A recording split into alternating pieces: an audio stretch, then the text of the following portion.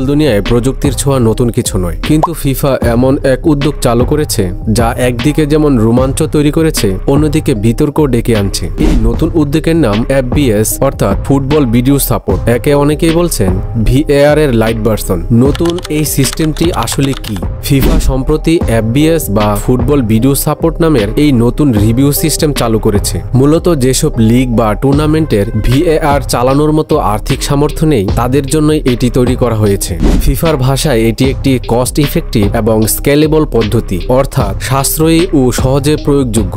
এই সিস্টেমের পরীক্ষামূলক ব্যবহার শুরু হয়েছে 2025 সালের চিলিতে অনুষ্ঠিত ফিফা অনূর্ধ্ব 20 বিশ্বকাপে। এছাড়া ইটালির সিরি সি, স্পেনের প্রিমেরা ফেডারেশিয়ন এবং স্পেনের নারী লিগা এফ এতে এটি স্থায়ীভাবে ব্যবহার শুরু হয়েছে। এছাড়াও ইটালির নারী সিরি এ, ব্রাজিলের কোপা পাওলিস্তা এবং কোপা দো ব্রাজিল ফেমিনিনা টুর্নামেন্টও ট্রায়াল চলছে। এখন আপনার মনে প্রশ্ন আসতে পারে, এই বেগুনি ও নীল কার্ড কিভাবে কাজ করে? ম্যাচের শুরুতে দুই দলের ম্যানেজারকে দুইটি আলাদা রঙের কার্ড দেওয়া হয়। এক দলের জন্য বেগুনি কার্ড আর অন্য দলের জন্য নীল কার্ড। দলের ম্যানেজাররা যদি রেফারির কোনো সিদ্ধান্তকে ভুল মনে করেন, তাহলে ম্যানেজাররা দুইবার রিভিউ আবেদন করতে পারবেন, যেমনটা ঘটে থাকে টেনিস বা ক্রিকেটের মধ্যে। তবে ভিন্নতা এখানে যে টেনিস ও ক্রিকেট খেলায় রিভিউ আবেদন করতে হয় খেলোয়াড়দের, কিন্তু ফুটবলের এই নতুন নিয়মে রিভিউ আবেদন করতে হয় দলের কোচ অর্থাৎ ম্যানেজারদের। যদি কোচের এই রিভিউ চ্যালেঞ্জ সফল হয়, তবে সুযোগ অক্ষুণ্ণ থাকবে, কিন্তু যদি ভুল প্রমাণিত হয়, তাহলে একটি চ্যালেঞ্জ নষ্ট হয়ে যাবে। ম্যানেজার চাইলে খেলোয়াড়দের অনুরোধে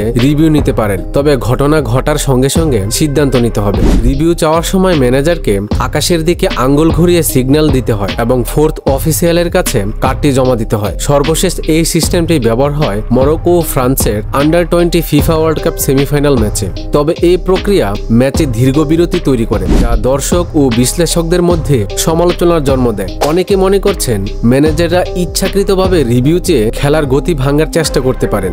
এই বিষয়ে ফিফা জানিয়েছে, এই এফবিএস শুধুমাত্র রেফারিদের স্পষ্ট ও গুরুত্বপূর্ণ ভুল বা মিস হওয়া ঘটনাগুলোর ক্ষেত্রে ব্যবহার করা যাবে, যেমন goal, no goal, penalty, no penalty, এবং ম্যাচ চলাকালীন কোনো খেলোয়াড়কে যদি রেফারি সরাসরি লাল কার্ড দেখান, তবে সেই দলের কোচ এই রিভিউ কার্ড ব্যবহার করতে পারবেন। ফিফার রেফারি কমিটির চেয়ারম্যান পিয়ার লুইজি কোলিনা বলেছেন, এই সিস্টেম মূলত সেই সব টুর্নামেন্টের জন্য যেখানে কম ক্যামেরা ও সীমিত প্রযুক্তির সহায়তা আছে। এটি ভিএআর এর বিকল্প নয় বা তার পরিবর্তিত রূপও নয়। এফবিএস হলো শুধুমাত্র একটি সহায়ক ব্যবস্থা যা ছোট লীগ বা উন্নয়নশীল দেশের ফুটবলে ন্যায্যতা বজায় রাখতে সাহায্য করবে। তবে সমালোচকদের মতে, যদি এটি ব্যাপকভাবে চালু হয়, তাহলে ম্যাচে অতিরিক্ত বিলম্ব এবং ছন্দ নষ্ট হওয়ার ঝুঁকি থেকেই যাবে। এখন দেখার বিষয়, এই বেগুনি ও নীল কার্ড ভবিষ্যতে ফুটবলের নতুন যুগের সূচনা করে নাকি হয়ে ওঠে আরও একটি সময়ক্ষেপী প্রযুক্তি। আজকের ভিডিও এই পর্যন্তই। এতক্ষণ আমাদের সাথে থাকার জন্য অসংখ্য ধন্যবাদ। ভিডিওটি যদি একটু ভালো লেগে থাকে, তাহলে ভিডিওটিতে লাইক দিয়ে আমাদের ইউটিউব চ্যানেলটি সাবস্ক্রাইব করুন। আর যদি ফেসবুক পেজ থেকে দেখে থাকেন, তাহলে আমাদের পেজটি ফলো দিয়ে দিন, যেন খেলাধুলা সম্পর্কিত এরকম আরও রোমাঞ্চকর তথ্যবহুল ভিডিও সবার আগে দেখতে পারেন।